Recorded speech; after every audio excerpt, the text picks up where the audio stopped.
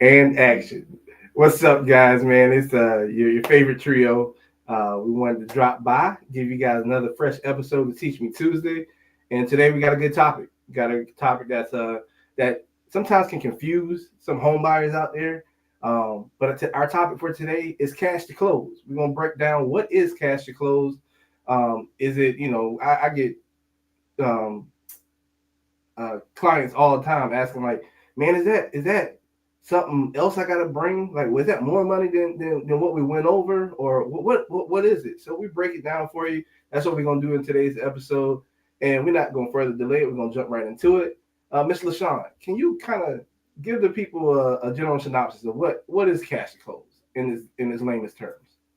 Yeah, so cash to close in general is definitely a little bit of mortgage and real estate jargon. We like to kind of throw that phrase out there, but really what it means is really your all-in costs, right? So it's truly your total of everything, which typically includes your down payment. It also includes your closing costs, and we'll kind of explain that a little bit too, and what's called your prepaid, which is your homeowner's insurance and property taxes that you kind of prepay for the year. So your cash to close kind of includes all of it. So it's kind of like your bottom line, your final figure that you're going to need. Okay, all right, that makes sense. That makes sense to a professional. Mhm. But even Wilmot, when it comes to like you preparing your clients to say, hey, this, when you're submitting an offer and understanding what ideally is like what a client will need for closing costs. Is there a particular number? Like, let's say you're negotiating for a seller to contribute to a borrower's cash to close or closing costs. Um, how do you kind of figure that out? Is there a particular method that you use, or a particular percentage, or a dollar amount that you like? You know what? This would be safe, a safe bet to help cover you Mm. know, either all of the bars, cash to close or closing costs, or what's your input on that? Well, so that's a good question, Gavin, because I think about a couple things. I think about loan type, you know, because what down payment could be different depending on the loan type. USDA, no down payment, VA, no down payment, FHA, 3.5%.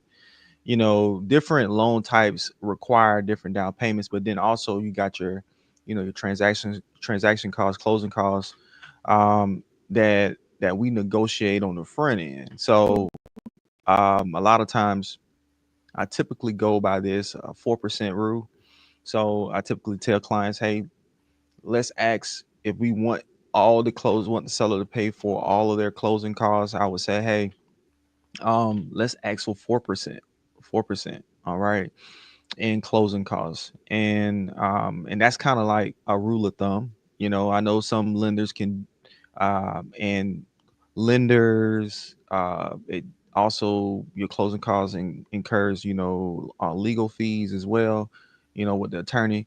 Mm-hmm. So roughly 4% should be able to take care of the bulk, if not all, of closing costs. And I know sometimes it's cheaper, sometimes it's more, just depending on the loan. So yeah. No, I mean, I think that's So a just hold on. I got a question. So this is 4% of what magic number? Great question. 4% of the purchase price. Okay. I know. I'm sorry. We do this so much. It's like Yes. 4%. What 4% of what? Like 4% of the purchase price. So easy math. $100,000 house. 4%, $4,000. If that makes sense. Mhm. I like Bam. that. I like that. And I think All right. that's really good to know because Gavin, you kind of mentioned something, you kind of use these words interchangeably all the time. And I think what clients do, what consumers do, whether they're the buyer or the seller, I do Mhm. feel that sometimes they get this stuff confused. When you said the word cash to close and you said the word closing costs, right? Because sometimes even realtors, y'all may say, well, how much closing costs you need, right? But your closing cost is not necessarily your cash to close. Your cash to close includes your closing costs, but it's not your closing costs and it's not Correct. your Right. cash to close. They kind of work together, but they're two separate things. And I think making sure that people really understand that is very, very key. So, just like I said in the beginning, the down payment, like Wilmot mentioned, every loan type includes a different down payment percentage. There's some down payments that doesn't have a down, there's some loan programs that doesn't have a down payment, and then there's some that do. Typically conventional or FHA is going to want anywhere from 3 to 3.5% down of your purchase price. In addition to that, you didn't have the closing cost that goes in addition to the down payment. So a person could be looking at, honestly, anywhere between $10,000 to $20,000 or more, depending on the Mhm. price of that house and what type of incentives or specialized grants they may be getting to kind of help offset that cost. Yeah, Right. I mean, good information. Definitely differentiating the difference between cash to close and your closing costs, because again, your cash to close is gonna um, because it includes your closing costs. It's gonna outweigh that number is gonna be larger when it comes Yeah. down to it. And then also, I mean, you get credits that can help, like I said, reduce what your overall cash to close can be. Sometimes you even get your cash to close could be a negative amount because you've gotten so much credit, so much either seller concessions, or you've gotten some additional grants and things of that sort, to where now instead of at closing, you're bringing money to the table, you're getting money back at closing, you're getting what you contributed, you're getting that money that you put up for your earnest money or your down payment. Guess what? You're getting that back, or you're getting that money you paid for your appraisal. That's going to be written back to you in the form of a check, or it's going to be wired to you, depending on how you set that up with the attorney. So I mean, it's very important to get a gain of understanding, and we give that understanding. When we give an estimate, um, when you're pre-approved based on whatever purchase price you're approved at, but then we kind of give you more definitive when you go under contract. When you're buying a house, you're going to get a loan estimate, and it's going to have, hey, this is your estimated cash to close, and it's going to give you a breakdown and include all those things, and that's a perfect time to ask those magic questions. Hey, or get gain a really good understanding of that, what that entails. But Wilmot, you got something burning there? What's going on? Yeah. Yeah, man. Cause like even us just saying cash to close, right? I think a lot of people are out there like, all right, so I gotta bring some money to the closing, right? And so I literally had a good friend tell me this story. I thought it was funny, but they were closing on their house. They were told the cash to close. They was like, all right, bet. They show up to the closing with a suitcase. You can't do that. You Yeah. can't do that. You can't do that. Like you can't show up with You can't bring little cash to closing. like real cash. Yeah. No, you can't show up with real cash to the closing table, guys. It's not like the movie. You know what I'm saying? The attorney won't take that. Those funds will either have to be sent via bring. You can bring a cashier's check, Mm-hmm. right? Or you can have those funds wired to the attorney um prior to closing. Okay. Mm-hmm. So that's how they will take those funds. All right. I don't want y'all showing up in the Louis with the Louis bag and the Gucci bag at closing table. I know you got it. I know you got it, big dog. But you ain't gotta show up like that to the closing table. I just want to make sure we know what we talking about. Yeah, yeah, Hey, sometimes So you I'm got to glad you that got you to said that, though. make that clear. yeah. Let's Because I be think a clear. lot of people, because think about it though, like in our world, like you said, it's very common for us. We tell people that cash is a no-no, right? We can't, Mm, cash can't be traced, cash can't be sourced.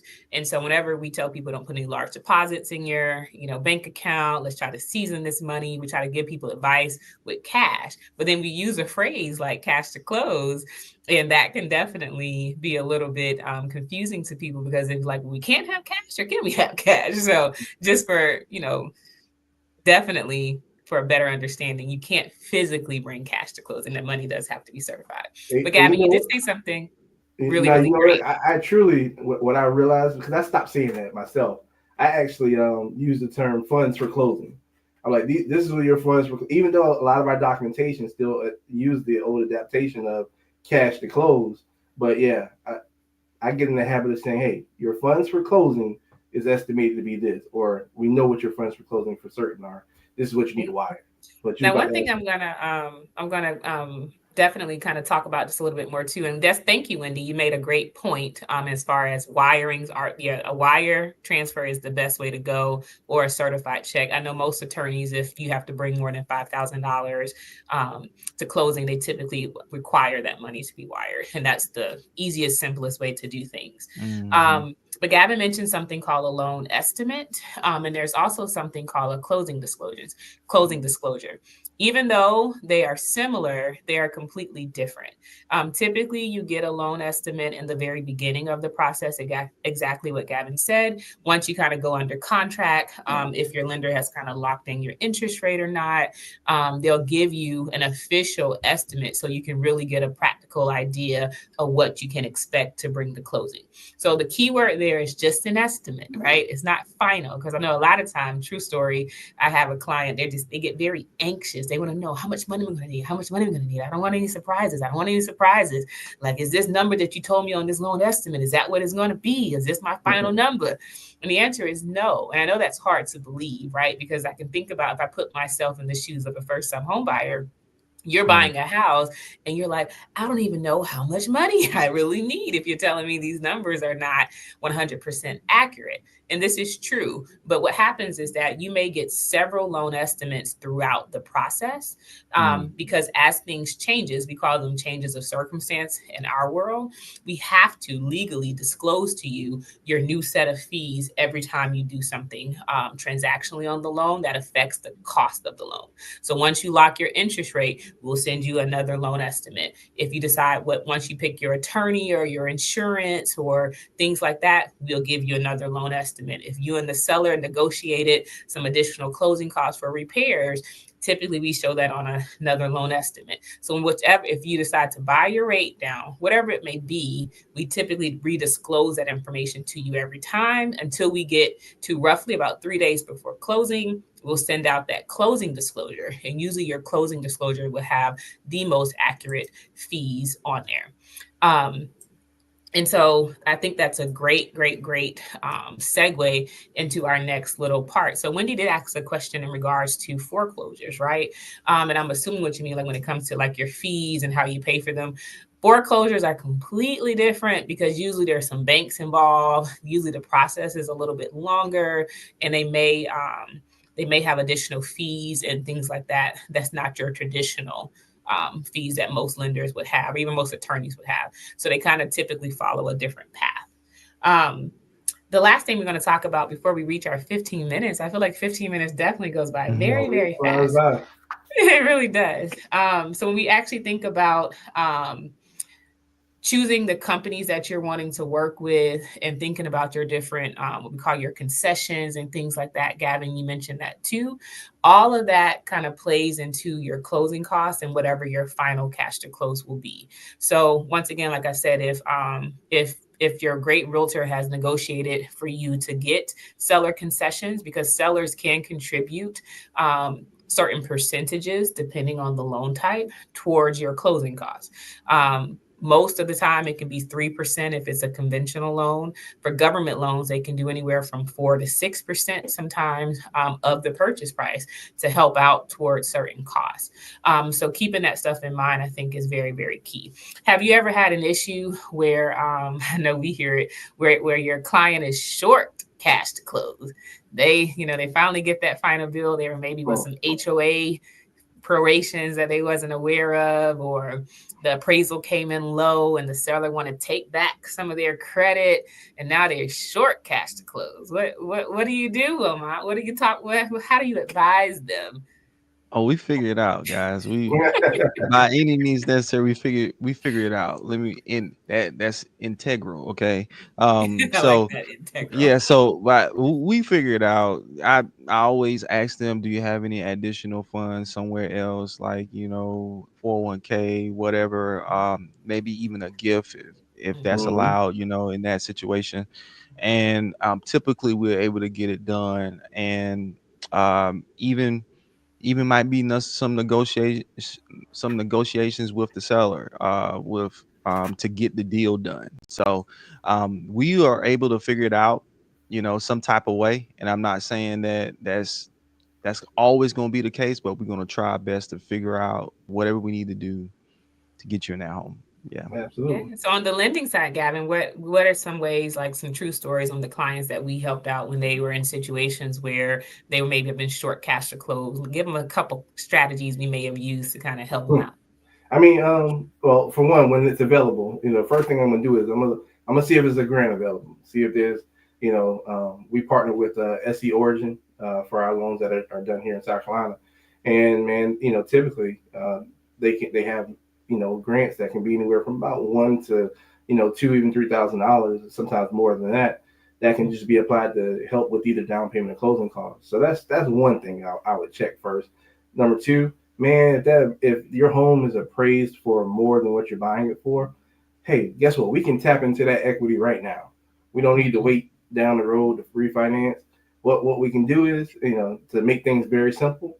If you're buying a house for $100,000, it appraises for, it says the house is worth $105,000, and guess what? You're short cash to close. The money that you need to bring to closing to buy that house by, you know, anywhere between $5,000 between the what the home is worth and what you're paying for it for.